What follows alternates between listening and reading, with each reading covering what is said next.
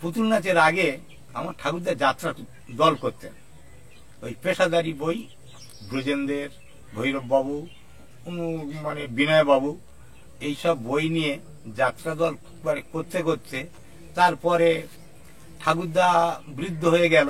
তারপরে এলো আমার বাবা। আমার বাবার নাম ধীরেন্দ্রনাথ সর্দার।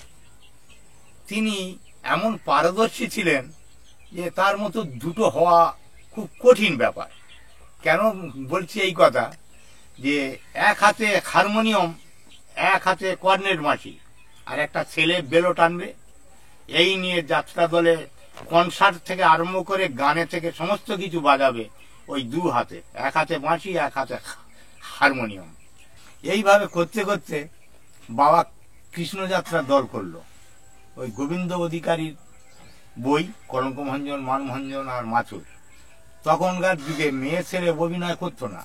আমার বাবা সর্বপ্রথম মেয়ে ছেলে, মানে ঘরের ছেলে মেয়ে দিয়ে নিয়ে মানে যাত্রা দল করত।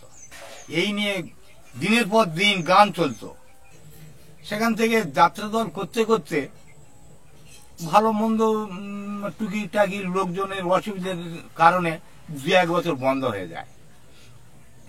মানে বন্ধ হয়ে গেলে তখন চিন্তা করি যে যাত্রা দলটা তো স্থায়ী হয় না, কেউ তো করতে পারে না। এক নট্য কোম্পানি দলটা ধরে রেখেছে, তাছাড়া সব দল ওই ক্ষণস্থায়ী, এখন আর নেই হয়তো।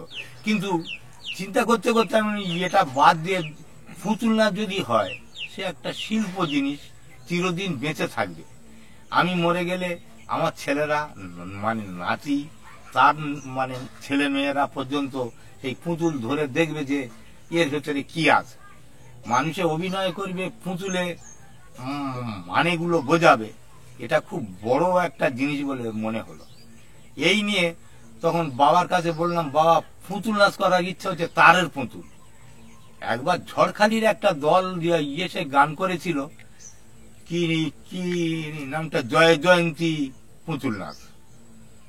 ওই আমি একদিন দেখেছিলাম, তখন ওই 2 টাকা টিকিট, জামতলা হাট তখন হয়নি, সেই সময় ওখানে একটা তাঁবু খাটিয়ে আর পুতুল নাচটা হয়েছে। আমি উপলব্ধি করে দেখলাম যে ইয়ে তো বেশ জিনিস, অভিনয় করছে আরেকজন আর পুতুল নাচছে আরেকজন, ইয়ে তো ভালো জিনিস। কেউ যদি না অভিনয় করতে পারে, একজনে অভিনয় করলে তো দলটা চলবে। যাত্রা দলে সব লোক সমান না হলে যাত্রা দল হবে না, কিন্তু পুতুল নাচ 2-1 জন লোক হলে পুতুল নাচটা চালানো যাবে। এই বুদ্ধিতে পুতুল নাচের কথা বললাম। বাবা বললে, তা পুতুল কোথায় পাওয়া যাবে, কে করবে? আমি টাকা পয়সা দিলে তো বাঘের চক্ষু মেরে বড় বাজারে গেলে পুতুল পাওয়া যাবে।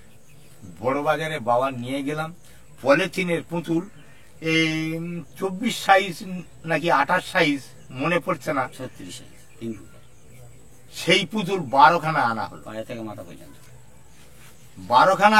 মানে এনে রাজা, চাকর, বৌদি এইরকম সাজানো। পরে দেখা যাচ্ছে পুতুল, আজকের পুতুল এনেছি আর কালকের আমাদের গ্রামের থেকে 5 কিলোমিটার দূরে সেখানে বড় মেলা হয়, যাত্রা দল আসার কথা ছিল, আসেনি, ছুটে এসেছে বলে ধীরেন মাস্টার পুতুল কিনে নিয়ে গেছে, ওই দল আনো। এখন আমরা কিচ্ছু জানি না পুতুল সম্বন্ধে, তারা এসে মাত্র বলে আমরা গরুচর পাড়ার লোক, আমাদের যদি কথা ফেরাবি করে তো মাস্টার আপনাদের গরু বলতে আমি রাখবো না, সোজা কথা বলে যাচ্ছি, গরু চুরি করে নিয়ে যাবো, টাকা দিয়ে ও পাবে না, মুসলমানরা খেয়ে নেবে। সে একবারে স্পষ্ট পাচ্ছি বলছে, তারা ডাকাত গোছের লোক। বাবা তো ভয়ে জড়িয়ে গেছে। আমি বলছি, বাবা ও গান করতে যাবো। তো বললে, কি করে, কিছু জানি না, কি হবে, আমি পেরে যাবো ঠিক। এই করতে করতে করতে করতে 11 নম্বরের জালাবেড়িয়া নিত্যভদ্রার দলে বলল, মাস্টার ভাই আমাদের দলে গান করবে, আমার টিকিসেল পার্টি মানে গান হয়, আমার মাস্টার সুবানে চলে গেছে, দলটা বন্ধ হয়ে আছে, কত টাকা মাইনে দেবে ভাই? তো বলে, মানে 3 টাকা করে দেবো প্রতিদিন 3 টাকা দেবো, আর ভালো খাওয়া দাওয়া দেবো। 3 টাকা করে দেবে? তো বলে হ্যাঁ। আমি বলি হ্যাঁ করবো। কত সালে এটা? 80-82 সালে, এরকম বাংলা 80-82 সালে কথা বলছি। জীবন মূল্যের যে হাটে ওখানে প্যান্ডেল করলো, প্যান্ডেলে গিয়ে আমার সঙ্গে আমার ছেলে থাকে, হ্যাঁ, ভক্তরাম সর্দার, এই আমার পাশে বসে আছে। আর এই আমার ছোট ছেলে। আর আমার ভগ্নিপতি তখন পুতুল মানে মানে নাচের কাজ করতো, পুতুল পুতুল নাচাতো, আর ভাগ্নি জামাই। আর আমরা দুই বাপ অভিনয় করি, তারা দুই সৌর জামাই ওই পুতুল নাচায়। তখন ওই ভাগ্নি জামাইটার বিয়ে হয়নি, খুব বাচ্চা ছেলে, 8 আনা পয়সা দিলে ও থাকবে। হ্যাঁ, ওর 8 আনা মাইনে, আমাদের 3 টাকা মাইনে। হ্যাঁ, খুব মানে অনেক টাকা হবে বলে গান করতে করতে প্রতিদিন মানে নূতন বই, 2টো করে শো হবে, প্রতিদিন নূতন বই। এত বই পাবো কোথায়? সকাল থেকে 4টে পর্যন্ত মানে বই তৈরি করি, সন্ধ্যেবেলা পুতুল নাচ হয়। এইভাবে তাও টিকিট সেল, ভালো না করলে গন্ডগোল। এইভাবে গান করতে করতে 28 দিন একটা প্যান্ডেলে গান করেছি, 28টা বই। প্রতাপ, আজ তুমি সাবালক হয়েছো না, আজ তুমি সবকিছু জেনে নিয়েছো। আচ্ছা, একবার চিন্তা করে দেখো দেখি, বাবা মায়ের উপর যখন তোমার নির্ভর করতে হয়েছিলে, যখন তুমি ছোট ছিলে, তখন কোথায় ছিল তোমার এই প্রতাপ? কে দিয়েছিল তোমার মুখে অন্ন? কে দিয়েছিল প্রীতি ভালোবাসা? কে দিয়েছিল রোগের পথ্য? থেকে বৃদ্ধ মূর্খ সভ্যতাহীন তোর বাবা নয়, সেদিন অসহায় ছিলে বলে বাবা বলে ডাকতে তোমার লজ্জা হয়নি? লেখাপড়া শিখেছে বলে বাবা। মাঝ পথে আমার ভাগনাটা আস্তে আস্তে বড় হতে লাগলো, আমার কাছ থেকে ছোটবেলা থেকে শিখে শিখে শিখে এসে পারদর্শী হলো। এবার আমার ভগ্নিপতি বললে, ভাই তো বায়না তো পারা যায় না, আমাদের দল আলাদা করি, তোমার দল আলাদা করে নাও। হ্যাঁ, মানে এইভাবে আর প্রচুর বায়না। আর এত এই পুতুল নাচের চাহিদা মানে হতে লাগলো, গান করে আর পারতাম না। সেখান থেকে ওই 80 সাল থেকে গান আরম্ভ করতে করতে করতে করতে ওদের দল আলাদা হয়ে গেল। ওই দেবেন্দ্র সরলা, কামার চক, আমার ছোট বোনের বিয়ে দিয়েছিলাম, ওরা আলাদা করে নিলে দল, আমাদের আলাদা হলো। এবারে আমরা অভিনয় করি, আমি, আমার ছেলে, আমার ছোট মেয়ে। আর আমার এই ছোট ছেলে পুতুল নাচায়, আরেকজন আমার কাকা বলরাম সর্দার, সে ওর নাচায়। এই নিয়ে সেখান থেকে এই আজ পর্যন্ত চলে আসছি। তবে এখনকার যুগের ধারা চলছে তো অন্য নিয়ম, টিভি সিরিজ যুগ।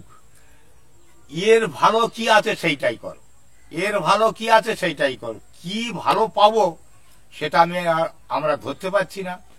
এই নিয়ে নাকি পুতুল নাচ নাকি লুপ্ত হয়ে যাবে। আমার মতে বলে যে প্রতি জিনিসটাই থাকবে। পুতুল নাচটা আমাদের একটা ট্র্যাডিশনাল পার্টি, যেটা বংশ পরিক্রমায় চলে, পরম্পরায় হয়ে আসছে। ঠাকুরদা থেকে, বাবা থেকে, আমি থেকে, আমার ছেলে থেকে, আমার নাতি, এই সব নিয়ে চলছে। আর এখনো ভগবান কতদিন চালাবে তা জানি না, আশা করি শিল্পটায় থাকবেই। আমি কালকে দেখলাম যে আপনারা 3 জনে কি দুর্দান্ত অভিনয় করছেন, এবং অভিনয়টা করছেন এবং সেখানে আপনারা পুতুলটা নাচছেন। আমার তো সত্যি কথা ওটাকে এমনি দেখতে ভালো লাগছে, আমার দারুণ সুন্দর দেখতে লাগছে। তো সেইটা আপনারা সরাসরি পুতুলের মাধ্যমে না এসে সরাসরি অভিনয় করছেন না কেন? একটা নাটক করতে গেলে 10টা শিল্পী সমান হয় না, 10টা শিল্পী সমানভাবে গান বাজনা করতে পারে না।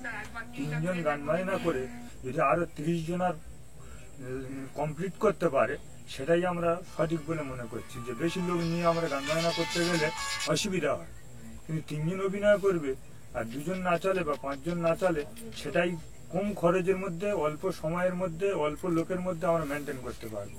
আর বেশি লোক নিলে এর ডাকতে ও নেই, ওর ডাকতে ও নেই, আজ যদি বলে আমি পারবো, কাল বলবো আমি পারবো না। বাইরের লোক নিয়ে কন্ট্রাক্টে দল চালাতে গেলে দল অনেক ভেঙে যাচ্ছে, দল শেষ হয়ে যাচ্ছে।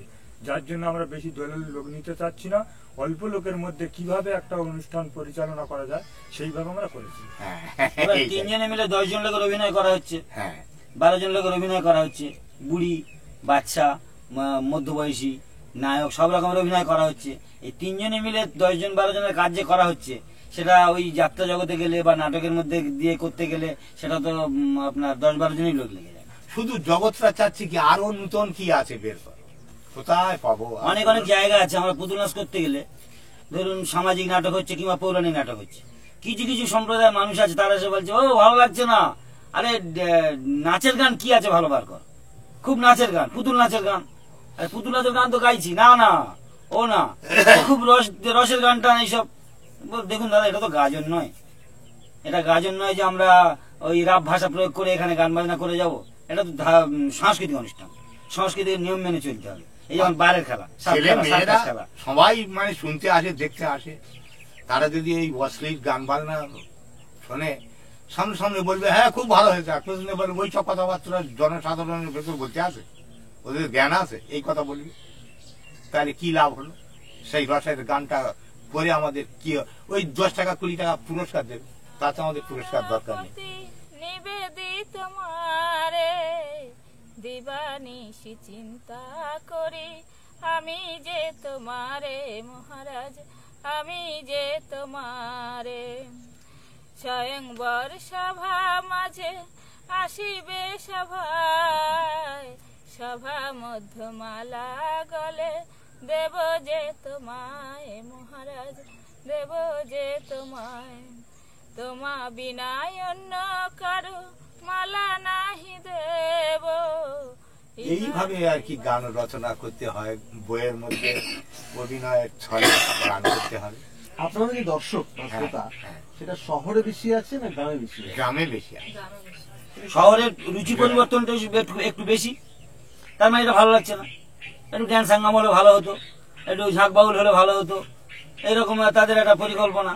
কিন্তু এটা নাটক চলবে, পোশাকটা বনছে না। সাংস্কৃতিক অনুষ্ঠান। শহরে আর গ্রামে পোশাকের সঙ্গে বনছে না বলে অভিনয়টা ঠিক গ্যান্ডেট করতে পারছে না। না না না না, ওটা ঠিক নয়। পুতুলের যে সামাজিকের নিয়মে যখন সামাজিক পোশাক পরানো হচ্ছে, তখন এবারে বলছে যে পুতুলের পোশাক এরকম হবে কেন? কিন্তু সামাজিক পোশাক বই যখন আমি করছি, তখন পোশাকটা আমার সামাজিক দরকার, তখন তো আর আমার রাজার পোশাক পরালে হবে না।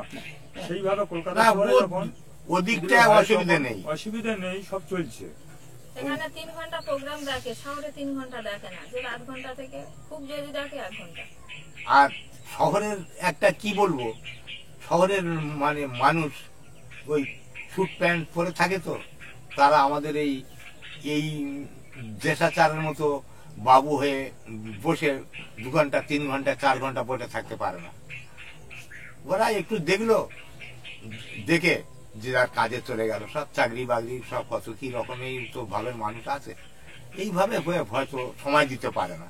কিন্তু গ্রামের মানুষের তো রাত্রি তো আর সময়ের দরকার নেই, সন্ধ্যে থেকে সকাল পর্যন্ত এখন হোক কি করবি কর বাবা, এইভাবে সেই মানে একটা হয়।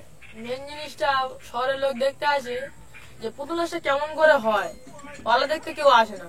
যে পুতুল নাচটা কেমন করে করে জীবনে দেখিনি, তাই প্রথমবার এইবার দেখি। পালাটা কেউ দেখে না, পালাটা কেউ দেখে না। পালার দিকে কারোর লক্ষ্য থাকলো না, কে নাচাচ্ছে, কে গাচ্ছে, পুতুলগুলো কিভাবে আনছে, লাইটটা কোন দিকে মারছে, হ্যাঁ এইগুলো দেখলো পালার বিষয়বস্তু। তারা বললো ভালো একটা গান শোনো, এইরকম। এইটা আমার কাছে একটা চিরকালীন প্রশ্ন, যে কি দেখে মানুষ পুতুল নাচে আকৃষ্ট হয়? মেন জিনিস অভিনয়, আমার ব্যক্তিগত মতে বলে, আগ্রহ একটাই হলো, অভিনয় যদি ভালো হয়, আরেকজন দেখাচ্ছে কেমন ভাবে অভিনয়টা হচ্ছে, এইটাই এর মেন আকর্ষণ। পুতুল নাচ সম্মান থাকবে অভিনয়ের কাছে। আর অভিনয় যদি খারাপ হয়েছে, ভালো পুতুল আনলে বলবে ভালো হয়নি। আপনি চিন্তা করে দেখুন না, অভিনয় হচ্ছে মেন, এইটুকু বলছি। এর আকর্ষণ হলো একজন অভিনয় করবে, আর একজন সেটা হাত পা নেড়ে দেখাবে, এইটাই হলো এর পুতুল নাচের মধ্যে মেন আকর্ষণ। তার দেখতে পাচ্ছিলেন যে তারটা, মানে তার বুঝতে পারছিলেন যে তার আছে, তার পুতুল, তার তত দেখা যাচ্ছে না। এবার পুতুল দেখছে, পুতুলের দিকে তাকাতে একটা বাচ্চা আসলো, হাততালি দিচ্ছে, হঠাৎ দেখলো জাদু ম্যাজিক ইন্দ্রজাল বলতে বলতে সঙ্গে সঙ্গে মাথাটা চাইকে দিয়ে নিচে গেছে। তবে আমার দলে একটা আকর্ষণ এইটা আছে, নদিয়া তার পুতুল বিখ্যাত, তাদের কিন্তু কালো কার দিয়ে নাচায়, সুতো সুতো কালো, সেই অনেক লোকে বলে সুতোর পুতুল, সুতোর পুতুল। কিন্তু আমাদের এই এটা আমার মানে বিজ্ঞানসম্মত মতে আমি একটা জিনিস আবিষ্কার করেছি, যে আমার পুতুলের তার দেখা যাবে না। আপনার উপলব্ধি করে দেখবেন, তবে আলোর বেশ কমেছে হয়তো মানে দেখা যাবে, একটু দূরে বইলে দেখা যাবে না, একটু দূরে বইলে আর তার দেখা যাবে দূরে না। থেকে তার দেখা যাবে। কারণ আমার তারটা অন্য কিছু মানে একটা আকর্ষণীয় তার, আমাদেরটা সুতো নয়, সুতো নয়, কি ওটা? তার তার নয়, যেটা লাইলন জাতীয় জিনিস, হুইলেন ফেলে মাছ ধরার জন্য, হুইলেনের যে মাছ ধরে সেই, অথচ সেইটাই রংটা কালো, অথচ অর্ডার দিয়ে আনতে হয়। অর্ডার দিয়ে আনাতে হয়। কালো পাওয়া যায়, সাদা, নীল, হলুদ কালো বিভিন্ন পাওয়া রকম যায়। যায় তো, আমাদেরটা কিন্তু এটা কালো। কালো, অর্ডার দিয়ে ওটা নিয়ে আসতে হয় আমাদের। এই যে পুতুলগুলো আপনারা ব্যবহার করেন, পুতুলের যে যে দৃশ্য যেমন দেখতে যেরকম, যে ডিজাইনটা আর কি, এই ডিজাইন, এই পুতুলটা তো বাংলার পুতুল নয়, এই পুতুলের ডিজাইন তো বাংলার ডিজাইন নয়, এই পুতুলের ডিজাইনটা কিন্তু মূলত এসে রাজস্থান থেকে।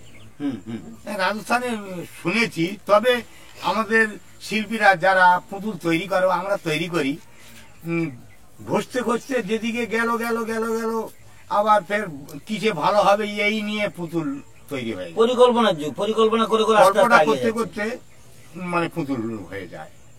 তাতে ও রাজস্থান থাকে না আর বাংলার থাকে না, নিজের তৈরি বলতে হবে। রাজস্থানের যদি কোয়ালিটি হয়, কিন্তু আমরা রাজস্থানে মানে দেখতে যাই না এবং কি কায়দাটা লাইন জানি না, আমরা ছুরি অস্ত্র টস্ত্র নিয়ে পুতুল তৈরি করতে করতে পুতুল হয়ে গেল তো হয়ে গেল। যার মুখ বড় দেখলাম রাজা রাজা দেখাচ্ছে, যে রাজা হোক, যে রাজা তৈরি ছোট মুখ যেটা হয়ে গেল সেটা বাচ্চা পুতুলের দলে ফেলে দিল, ছোট মুখ হলে তো নিজে একটা মেয়ে বা একটু লম্বা মতো মুখ হলো, বা এটা মেয়ে ছেলে করে দেওয়া হোক, এই নিয়ে পুতুল। ও আচ্ছা, আলাদা করে হ্যাঁ করেন না? না, কি এটা বলুন, কি হয় করেন এটা?